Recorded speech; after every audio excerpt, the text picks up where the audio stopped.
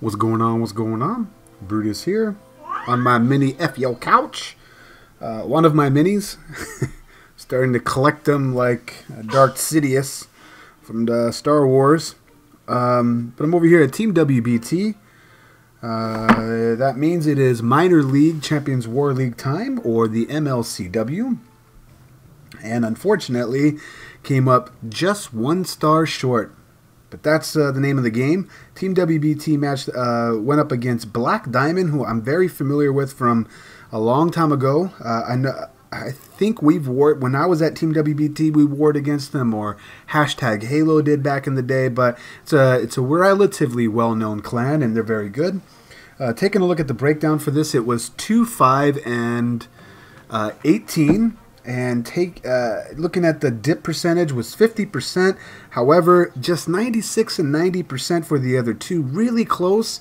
And when you start to think about the score, even though the percentage favored Team WBT by ever so slightly of 0.12, you take a look over at Black Diamond side, and they got 75% dip percentage with the 52% on a 10. So truly, that's how close it comes down to with those dip percentage and how dips and how important that they are. No 10v10s this war at all, either side. So taking a look at this, you got 2 Town Hall 11s doubled, and you got 2 Town Hall 10s uncleared on the Team WBT side. That's what Black Diamond did. For Team WBT, they doubled the top Town Hall 11s and left 3 Town Hall 10s uncleared. They got oh so close with this one right here on 96%. It's unfortunate, but why dwell? Moving on to, for the recap. The rest was cleared. So let's show some nice ones I picked out for you this war. Even though there's no 10-on-10 action, that sweet dirty 10-on-10 action, I do want to start with number 13, where we have D-Sal, because it reminded me back in the day when the Go Ho Drago was a strategy out there, where basically when the offset queen was a thing, when that base design meta came out, and there was the suicide dragons to get the queen with like a rage, and this just nostalgia for me. The 2 dragon and rage combination to get rid of that queen, and then look at, there's really no other point defense, air targeting coming at it, except once it aggroes on, the dragon aggroes on, it's done. Aggroes onto the BK, it's done to the air defense. And then the shattered entry from the top here with wall breakers coming in, splash damage all being distracted. So a giant bomb on the outside, good entry right here with late bowlers with a nice funnel. However, 2 of them split, which is not a shocker nowadays, right? Does not get the full bowlers to go inside, but the jump is still nice, and really raged bowlers, any amount of them, just do work. The queen goes on the outside, and I don't think that was a part of the plan, but it actually helped them a lot on this raid. Just refuse to say tremendous troops. We got huge troops coming in from the bottom here, beautiful troops coming in from all sides. I know the smartest troops. Sorry. Hogs coming in from the backside, and I like how he sent all the hogs from the bottom, from the right side where the queen would be walking to. So we still have the queen ability, and she's the best cleanup troop on the map. And he's got the skeleton spell, but look at this right here. Look how he drops the skeleton spell directly in the blind spot of the mortar, and you got the hound basically chasing these hogs, which is null and void for the rest of the raid. Meanwhile, not only is he taking away that splash damage coming towards the hogs on the back end, but he's got a shit ton of cleanup troops, huge troops coming from the left. And it's not being announced. It's going to be a surprise. Whatever. Go to ×2, nothing but cleanup. Great job, D-Sal, and great illustration about how to drop in a skeleton spell into a blind spot of a mortar, which is quite effective. Let's go down to number 16 here. We got Vish. I really like this raid as well, only from the hound deployment of this raid. So we have a golem tanking this, just trying to fish out, see if there's maybe a Tesla in this area.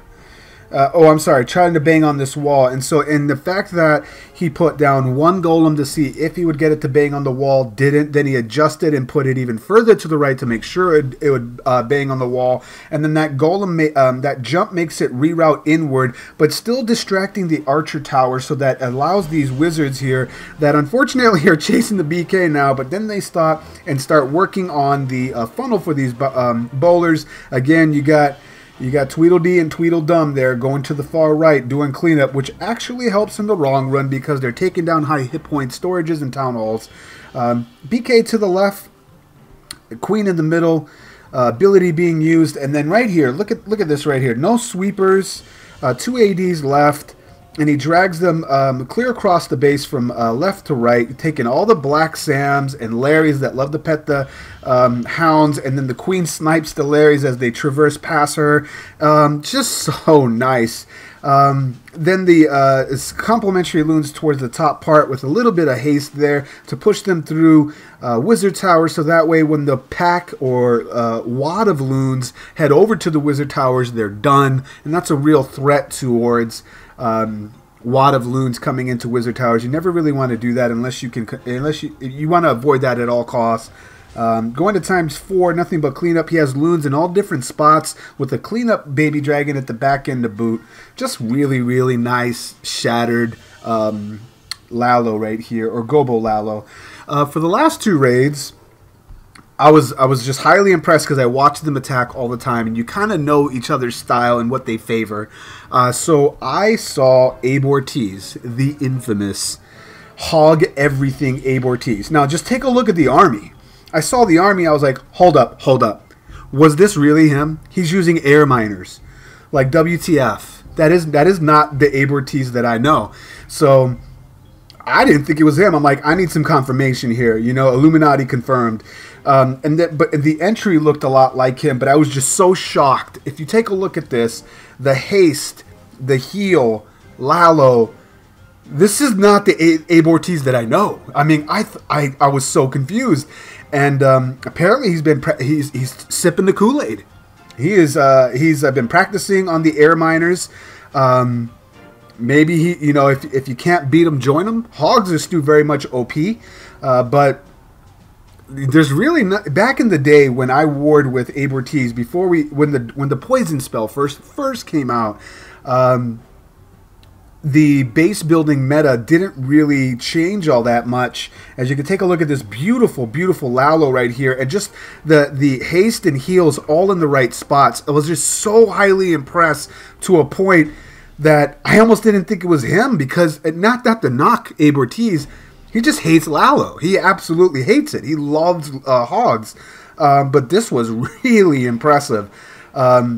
But he basically would hog everything on the map. It didn't matter what it was, and he would just wreck face with it, and just loathed loons of any kind. Hated them. That's what I remember from him.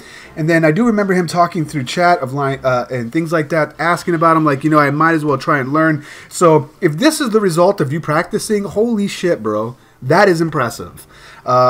Moving on from there. It's like basically me trying to do a queen charge, because I suck at queen charges. 1 for 9. Not that I'm keeping track. We got Rocky going up right here, doing the starting to get famous. You know, the Mike always uses this, or I like to refer to him as Mayic. But perfect base for it. You got the 480s all on one side. You got the sweepers blowing away from everything. Zap Quakes 1 air defense that's deeper away from the shallow air defense on the right, which the queens... the Royals will get that one, and then he's got the Lalo for the back end with the max haste for basically a straight shot of these 2 air defenses. You'll see how he does that, using a baby dragon to start the funnel, and then the Royals to finish it off. This is also not in Rocky's forte. I've seen him, he does really good hogs, really good loons. I haven't really seen him do too much of this style attack, and I thought he executed it quite brilliantly. As you can take a look here, he's going to basically bum rush the queen, swap that out, and then the point defense, there's really only 3 with the rage to win the battle of the CC encounter and the Expo locked onto him, and the heal to sustain the dragons. And then meanwhile at the top, he's got that max hound coming in, tanking, and it pops right there. But look at this haste. He wins this battle right here. I mean, that is just excellent. Excellent base recognition and execution and use of the troops, which is what we're seeing a lot from Mike or Mayic lately. And then on the back end, he's got his Royals coming in, getting that shallow air defense. And at this point, there is only 1 point defense that poses any threat to any of the air troops that he has on the map, which is that Archer Tower, because the splash damage of the Wizard Tower ain't going to do jack to those dragons. So nice. Really impressive, Rocky. Executing this this type of a strategy for these types of bases that we're seeing all over the place now. Nice job, man. We'll go to ×2. It's nothing but cleanup. Great job to everybody at Team WBT. Unfortunately, just what didn't swing your way. I'm sure you guys are already planning for the rest of the week. And respect out to Black Diamond for getting that win. Once again, it's Brutus reminding you, you got to be better than the double. And now we'll check you next time.